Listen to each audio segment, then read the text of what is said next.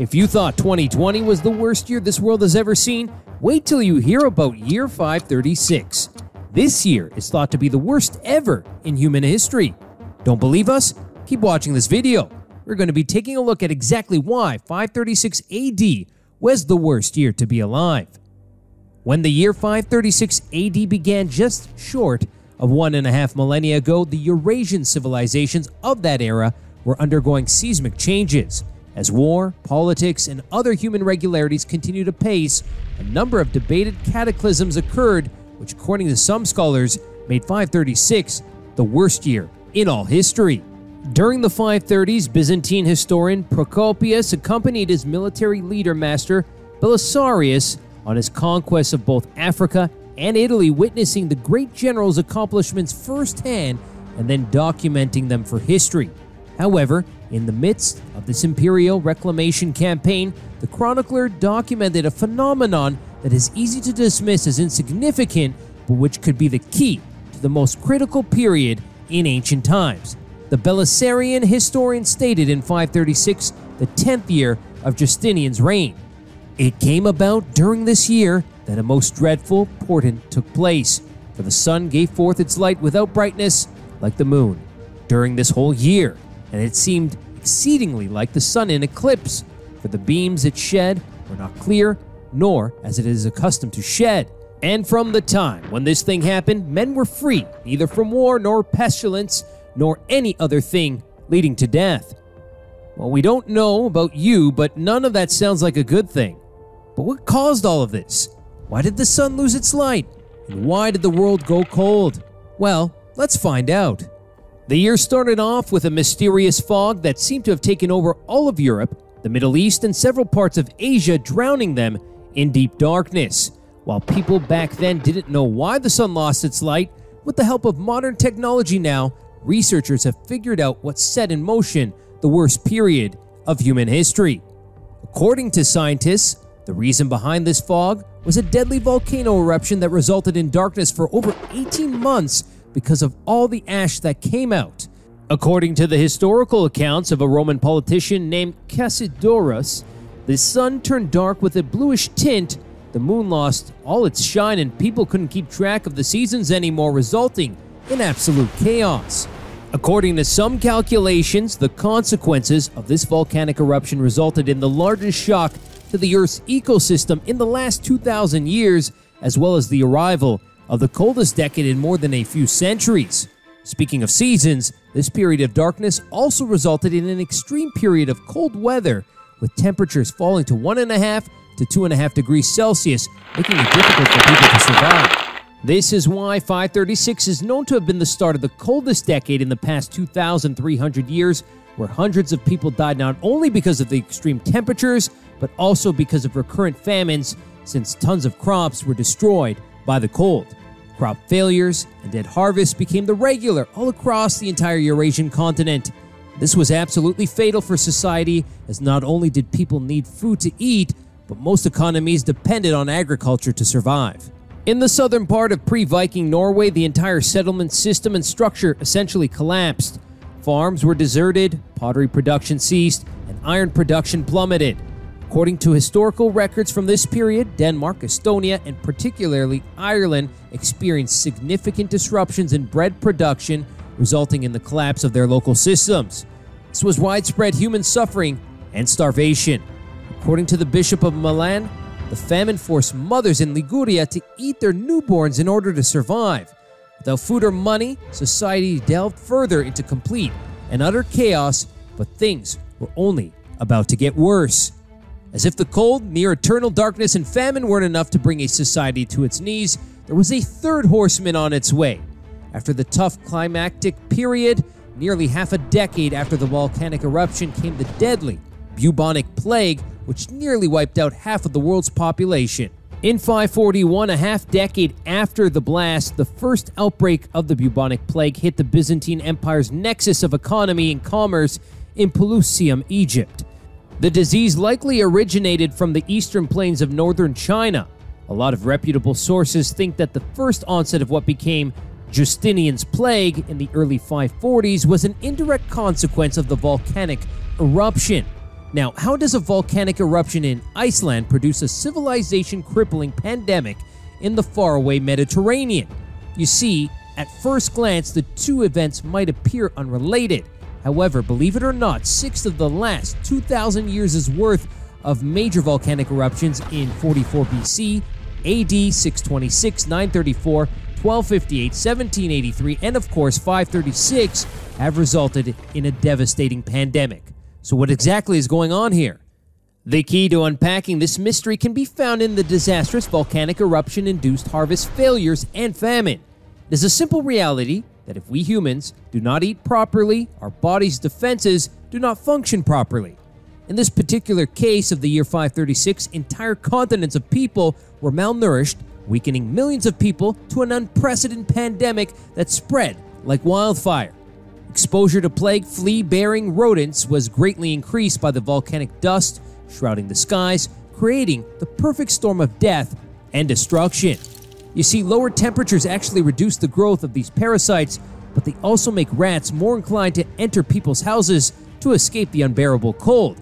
And this brought the disease into closer contact with humans and provided a perfect environment. Houses occupied by malnourished people crippled by a shortage of food for the plague to make the short hop from animals to humans. The symptoms of the plague included a sore that formed on the palm of the hand and then became so large that movement was just not possible anymore.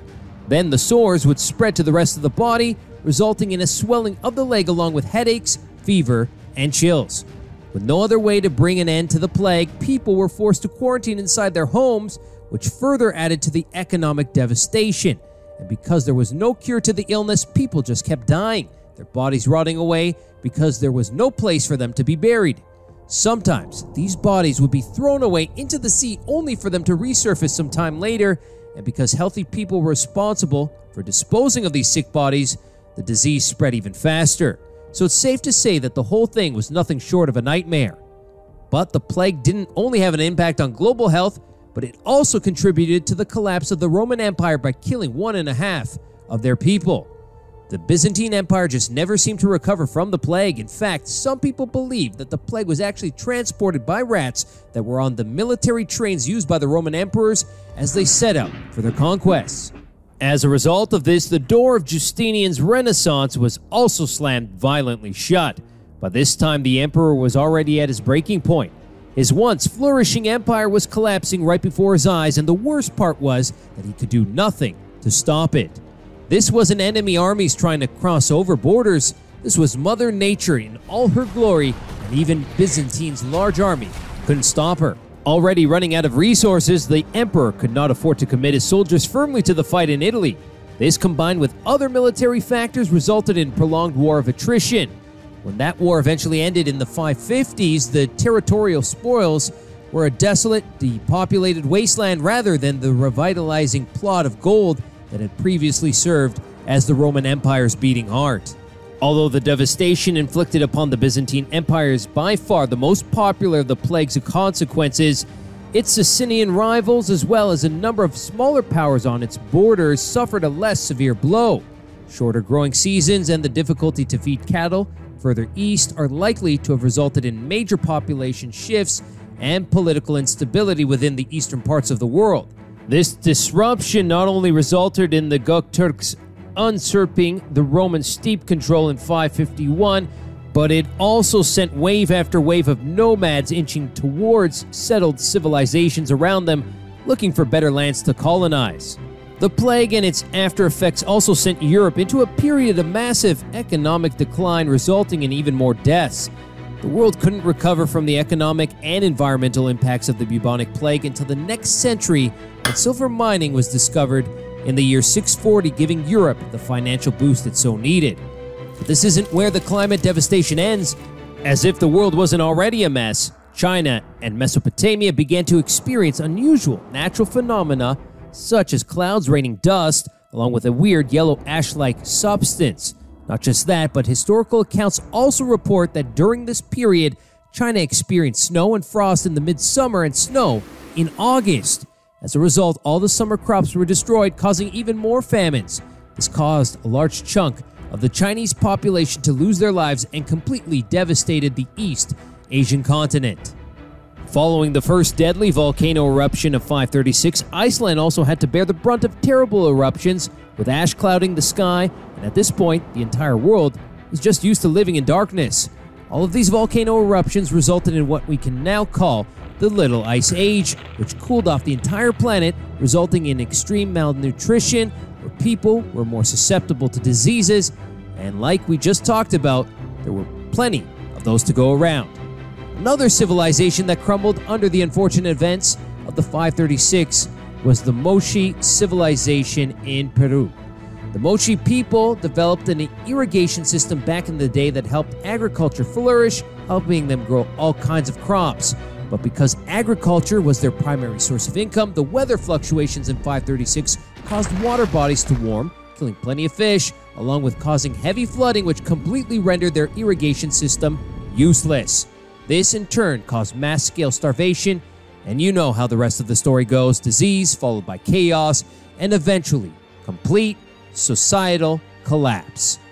Considering all of this, scientists have agreed on the fact that the year 536 has definitely been the worst year this world has seen, as of yet, with catastrophic events that affected millions of lives for many years to come.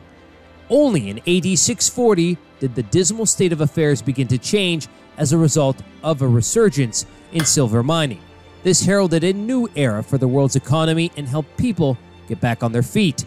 The catalytic volcanic eruptions of 536 and its sinister darkness prompted medieval historian Michael McCormick to remark that the cursed year, which is usually overlooked in the popular historical narratives as nothing out of the ordinary, was the beginning of one of the worst periods to be alive, if not the worst year. All we can do is hope and act so that history doesn't repeat itself and we do not have our own 536. A book written by archaeologist David Keyes notes how one single volcanic eruption and the climate changes it brought forward completely changed the course of the world. The change in climate contributed to various developments, such as the emergence of the plague of Justinian, the decline of the Avars, the migration of Mongolian tribes towards the west, the end of the Sasanian Empire, the collapse of the Gupta Empire, the rise of Islam, the expansion of Turkic tribes, and the fall of Teotihuacan. This really makes you wonder, with all the evidence suggesting that we might be on the brink of a major climate shift, if we see another event like this, will the world as we know it be the same in a few years, or will Mother Nature once again show us her powers and bring society to its knees? Guess we can only wait to find out. That's a wrap for year 536 was the worst year to be alive. Do you think you could have survived the year of 536 AD? Let us know in the comments section below. See you next time with something new. And until then, goodbye.